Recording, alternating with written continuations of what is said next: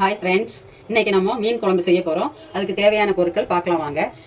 சின்ன வெங்காயம் ஒரு 100 கிராமு, அப்புறம் தேங்காய் ஒரு 1/4 மூடி தேங்காய், அதில் சின்ன வெங்காயம் கொஞ்சம் பூண்டு ஒரு அரை பூண்டு, அப்புறம் தேவையான உப்பு, கல்லுப்பு, மஞ்சத்தூள் அரை ஸ்பூனு, சில்லி 5, பச்சை மிளகாய் 5, கருவேப்பிலை, புளி 2 எலுமிச்சை சைஸு புளி, தக்காளி 4 தக்காளி, chilli powder 2 spoon, normal chilli பொடி 2 ஸ்பூனு, எங்கள் வீட்டு மீன் மசாலா 3 ஸ்பூன்.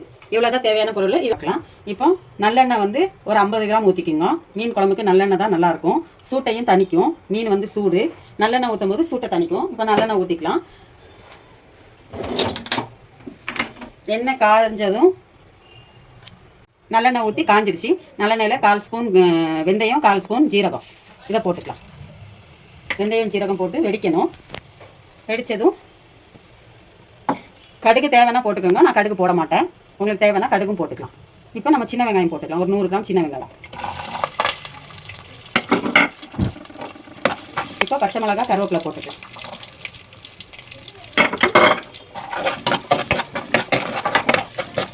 இந்த வெங்காயத்தில் தேவையான உப்பு சேர்த்துக்கலாம். இப்போ 2 ஸ்பூன் சில்லி பொடி சேர்த்துக்கலாம்.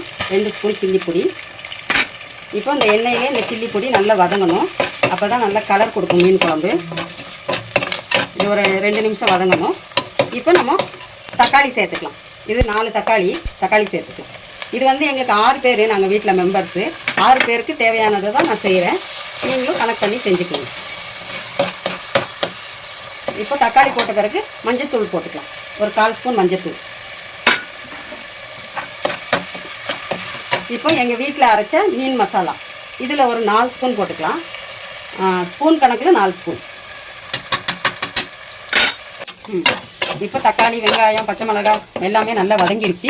இப்போ நம்மளுக்கு தேவையான மீன் கழுவி ரெடியாக வச்சுருக்கோம். இப்போ நம்ம இதில் வந்து தேங்காய், வெங்காயம், பூண்டு இது 3 போட்டு அரைச்சி வச்சுருக்கோம். இப்போ இதை ஊற்றிக்கலாம். நல்லா வதங்கின பிறகு இந்த தேங்காய் ஊற்றிக்கலாம். இப்போது தேங்காய் ஊற்றியாச்சு. தேங்காய் ஊற்றிட்டு நம்ம வச்சுருந்த புளி 2 எலுமிச்சை சைஸ் புளியை கரைச்சி இப்போ புளியை ஊற்றிக்கலாம். புளி ஊற்றிக்கலாம். இப்போ நம்ம ஒரு 1/4 லிட்டர் தண்ணி மாதிரி, அந்த தேங்காய் ஊற்றுனதுக்கப்புறம் ஒரு 1/4 லிட்டர் தண்ணி மாதிரி தண்ணி ஊற்றிக்கலாம். தண்ணி ஊற்றி நல்லா கிளறி விட்டுக்கணும். அடுப்பை சுற்றி நம்ம கழுவி விட்டுக்கிட்டால் பாத்திரம் நீட்டாக இருக்கும். நம்ம மண் பாத்திரம் வந்து நல்லா நீட்டாக இருக்கும். ஒரு அரை மாங்காய் போட்டுக்கலாம். இப்போ குழம்பு கொதிக்கட்டும். கொதித்த பிறகு மீனை போடலாம். பார்க்கலாம். குழம்பு கொதிக்கட்டான்னு பார்த்துக்கலாம். குழம்பு நல்லா கொதிக்குது. குழம்பு கொதிக்கும் போது நல்லா மசாலா வாடை போயிருக்கணும். மசாலா வாடை போனதும் நம்ம இப்போ மீனை சேர்த்துக்கலாம். இது மீனோட தலை. இது வந்து பாம்ப்ளெட் மீன்.